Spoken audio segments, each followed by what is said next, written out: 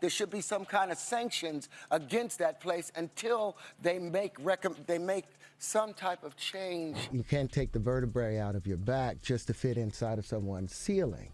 You have to stand up full and proud, stand up erect. Martin tried to put me in my first dress. When he had to go on his hiatus, he tell me, Katt, when I come back, I need you. You my young partner, you my brother in comedy. When I come back, just promise me that my next movie, it'll be me and you. We gonna do it together. So it looks like Katt Williams gained another supporter, and it's none other than Terrence Howard, who is now spilling the tea on how he got fed up with Hollywood trying to put him in a dress. Man, today, boy, we got Katt Williams and Terrence Howard, you feel me? We got that boy Terrence Howard speaking on the Katt Williams situation, everything that went down. You know, everybody talking about it, that shit really blew up the internet. Everybody talking about the Katt Williams situation, but ain't nobody came out of their mouth and said he was lying yet. We finna actually see somebody today, Terrence Howard, who actually had that boy back. According to Terrence, Hollywood is really out here trying to strip black men of their masculinity, and he's throwing shade at the industry, claiming they accused him of being hard to work with just because he wasn't down for playing certain kinds of roles. Now, we've all heard the whispers about how Hollywood is allegedly pushing this agenda to make black men look more effeminate, and heavyweights like Dave Chappelle and Katt Williams have been calling it out, saying black actors are pressured to wear a dress on screen before they can level up in fame. And while some fans are now saying this is not such a big issue as people are trying to make it, it looks like Terrence is standing his ground. In fact, word on the street is that Hollywood slapped Terrence with a difficult to work with label just because he turned down a role where he was asked to be in a dress. But Terrence is over being blackballed by the industry, and he just spilled the beans that he just might quit acting for good because Hollywood's agenda got him sick. That's the stuff you've got to watch. See, that's why you got to clear this stuff up. You've got to watch the stuff that they put out there, you know, because they're just trying to make money.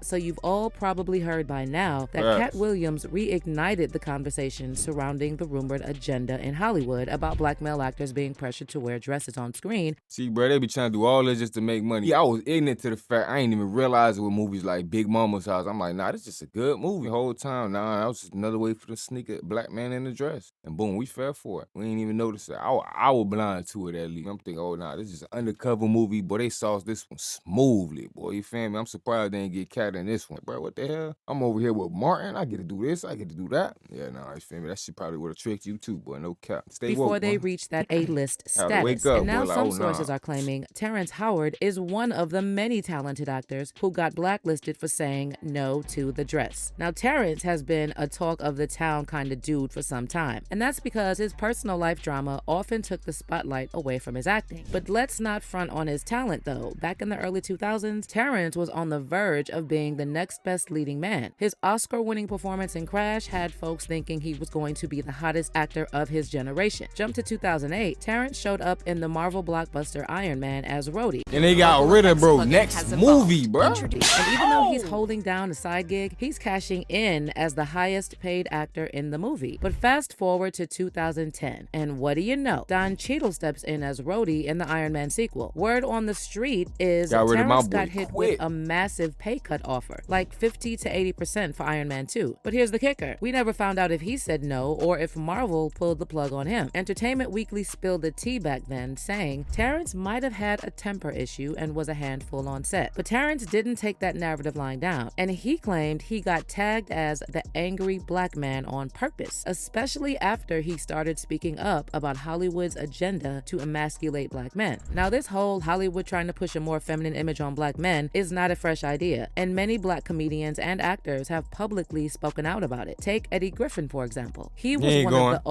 OG voices throwing shade at Hollywood for making black actors and comedians wear dresses on the big screen. Eddie spilled the beans on Hollywood's rumored dress-wearing agenda all the way back in 1999 in his comedy Foolish, where he not only starred, but also wrote the whole script. In Foolish, Eddie takes on the role of Miles Foolish Ways, an up-and-coming comedian hustling to make it big in Hollywood. Now here's the kicker. There's this unforgettable scene where the studio big shots are trying to talk Foolish into wearing a dress for a role and telling him all the A-listers have done it.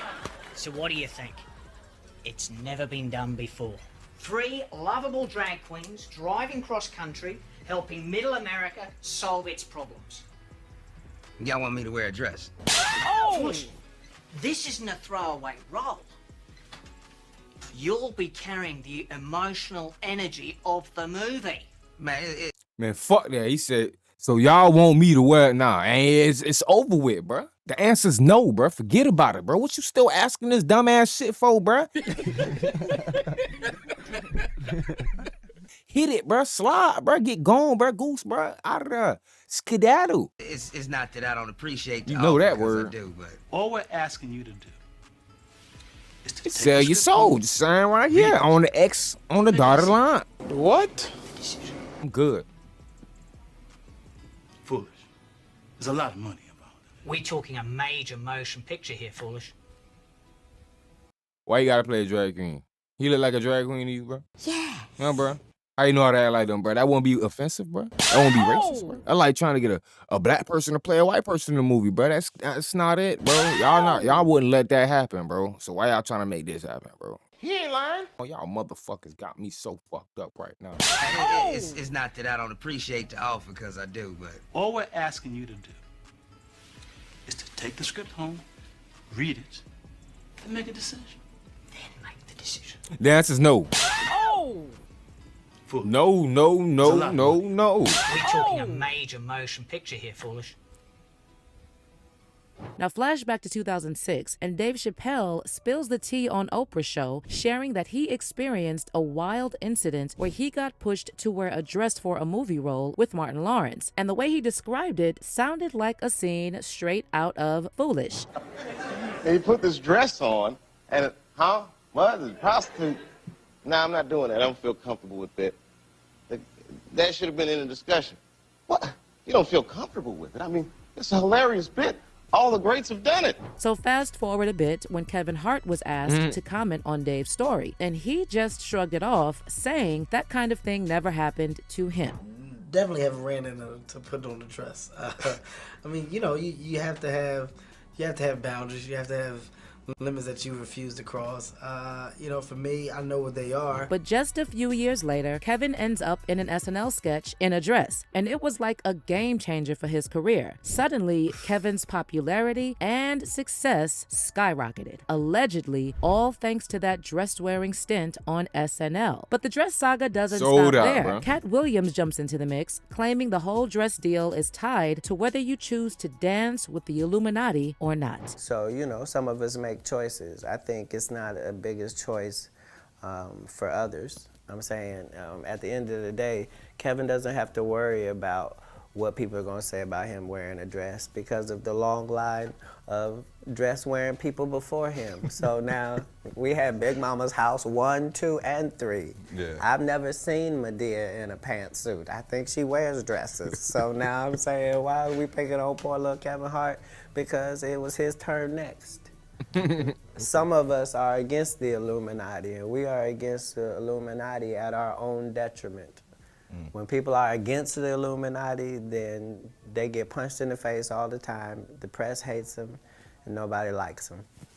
Back then, most folks brushed off Katt's You been words tryna- as you some been wild tryna tell conspiracy niggas, theory. bruh. Fast forward to today, and people are revisiting his That's words me, and Katt. saying there might be some truth to what he was throwing out there. So during Katt's recent appearance on Club Shay, been going Shannon crazy since Sharpe before asked him about Katt-pocalypse, Dave man. Chappelle walking away from a massive $50 million deal shortly before he revealed that whole dress incident. And you won't believe That's what money Katt on. dropped. Turns out he had to pass That up on some money on fat right there. contracts too, all because they came with strings attached. Now, I've had to turn down $50 million 4 times.